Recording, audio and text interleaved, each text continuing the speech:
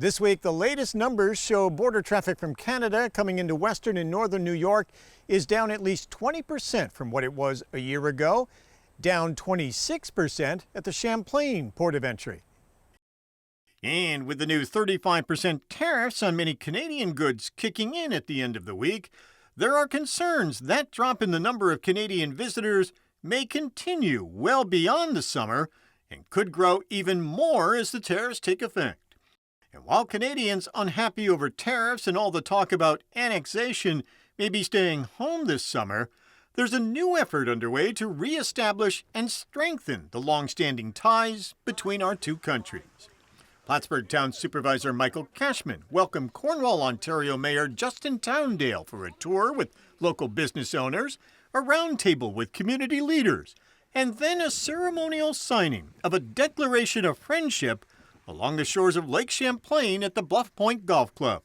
Cashman and Towndale say the signing reaffirms the cultural and business connections that benefit the region's border communities, especially now, in recent months, with a nearly 30% drop in the number of Canadians crossing the northern border. I think it's absolutely important to reaffirm our friendship. We often refer to ourselves as Montreal's U.S. suburbs, but we are much more than that. We are a gateway to Canada. This is about people to people, but it's also making sure that we are protecting businesses like this golf course, protecting our small businesses like our restaurants, our hotels, our campgrounds that depend on Canadian visitors. One of those businesses is Bluff Point, where owner Paul Dame says they've seen about a 20% drop in Canadian business, forcing them to cut back the hours of housekeepers and put a big expansion project on hold. To have my customers that have been coming for 10, 15, 20 years call me this spring and say, we love you, we love your place, but we're just not going to come down until there's a change in administration, that hurts. Both Cashman and Towndale say they hope the new partnership can help rebuild the important ties between towns along the U.S.-Canada border. Our two countries have a long history together, and that includes friendship, family, and trade. And we realize that it's important to keep these conversations open, and at our level, where we don't have the ability to negotiate those trade policies, we can still work together diplomatically to advocate for a resolution to the trade conflict that is happening currently between our two countries and reaffirm the friendship at this level. The Declaration of Friendship was signed in both English and French, and Michael Cashman says he's planning to visit the city of Cornwall in Ontario this coming week.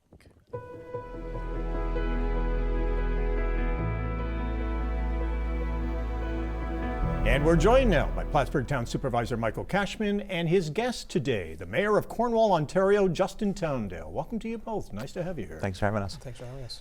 Justin, you have spent the day here in Plattsburgh. Why did you make the trip here, and what are you hoping that your visit will do? Well, I think it's important right now with everything that's happening at the national level between our two countries to just reaffirm that friendship that has always existed between the United States and Canada, and more focused, more specific, our region. Cornwall, Ontario, Plattsburgh, New York, and just New York and Ontario in general share a lot in common, shared history, shared family ties, shared commercial ties, trade. Especially our economies are very intertwined. For us in Cornwall, we welcome a lot of visitors from the United States on a regular basis. We're somewhat of the hub in the region. I know here in Plattsburgh, it's the same. A lot of Canadians typically come down here. And there are Canadian industries established here in Plattsburgh, and there's American companies established in Cornwall. And every day, as we communicate more and more and learn more about each other, we find out more about these ties that bind us and how deep they go. And I think it's important to reinforce that and to show that while there may be some disagreements at the national level, both our countries, it's not every Canadian, it's not every American, and we have to maintain those ties. And tell us a little bit about your community and the ties that you have here to the States. Cornwall is on the border of the St. Lawrence. We have a crossing into Roosevelt Town, New York. The larger center nearby is Messina, New York. We're 48,000 people. The general area, the United Counties, is 120,000 people. The largest employer in Cornwall is Walmart. Walmart Canada, which is a subsidiary of Walmart here in the United States, employs about 2,500 people in my community. That's a substantial number. So absolutely, those ties that bind are really there. And Michael, you've invited Justin here to Plattsburgh today. What are you hoping to accomplish? What are you going to be doing? Our ability to develop this relationship, we're having conversations at the local government level, the closest to the people that we serve, the closest to the people that are being impacted by these tariffs and the difficult conversations that are occurring. This morning we were talking about binational economic development. We also talked about the impacts on culture, tourism. We talked with one business owner that is seeing his ledger directly impacted by the lack of Canadians coming down. So we're trying to have a conversation through the lens as local leaders. How do we come up with innovative, creative ways where we can be communicators on behalf of our communities and share a collective, collaborative message to our leaders in our respective countries as well. And do you take that message to your leaders both here in Albany and to the federal? State level as well as the federal level. In fact, Justin and I were joint signatures to some delegates down in DC. We're still waiting on some responses for that as well. But we recognize that we have to be the collectors of the stories of our people to make sure that their voices are being heard, whether it be down in Albany, but specifically down in Washington, D.C. And Justin, how has Cornwall been impacted? The tariffs haven't gone into effect yet, but just the tensions between the U.S. and Canada, the constant talk about annexation. Yeah, I think, the initial reaction is that we were hurt. We really were hurt. It's the kind of thing where your best friend suddenly starts maybe picking on you a little bit and saying things that are hurtful in nature. Canada's always been there as a friend and ally to the United States, and that's something we want to see continue. As a whole, Canadians felt insulted when it's suggested that we become the 51st state, and everything else that's been kind of directed towards us, that we're not a good partner or trading ally, and et cetera.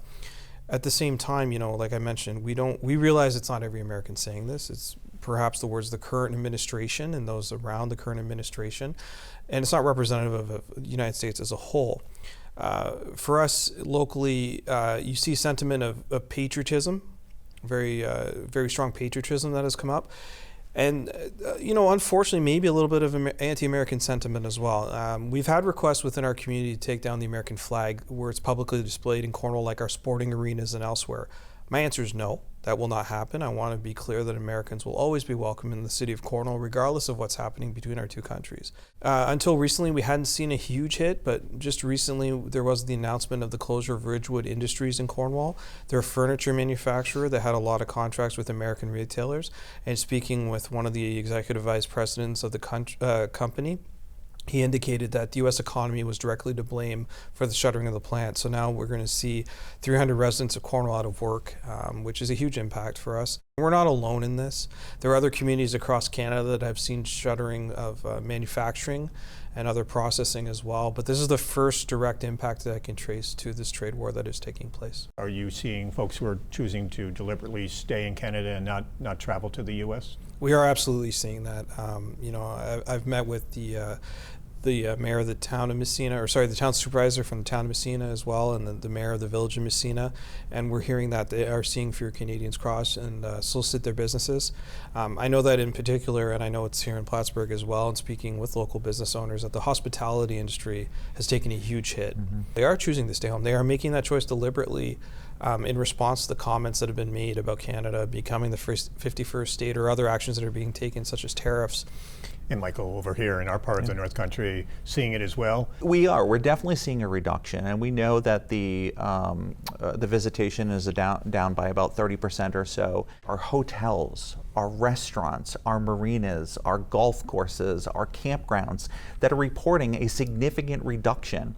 And much of their ledger, 20% or more, depends on the Canadian marketplace. We know how it's impacting people, so we can bring that impact from our home community to these individuals that are actually setting the federal policies.